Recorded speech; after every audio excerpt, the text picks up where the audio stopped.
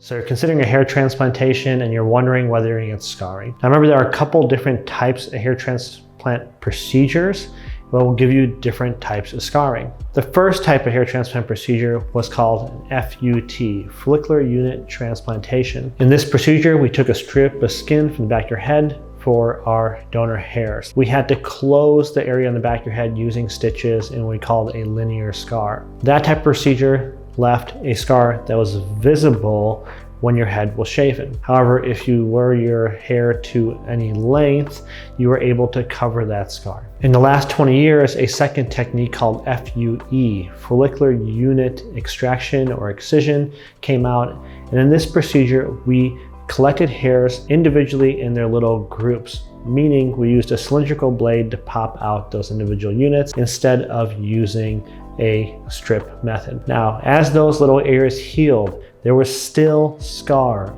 in those little areas where the hair was taken out. However, that scar was very small and not likely to be perceptible. So if you had a shaven head, however, you might still notice them, not only because of the scar, but also because that hair follicle unit was missing. So most of the time I tell people that even though you had an FUE transplantation, you probably want to wear your hair down to a number 1 or number 2 guard to make sure you don't see any of that scarring. I think a common misconception is there's no scarring whatsoever in hair transplantation.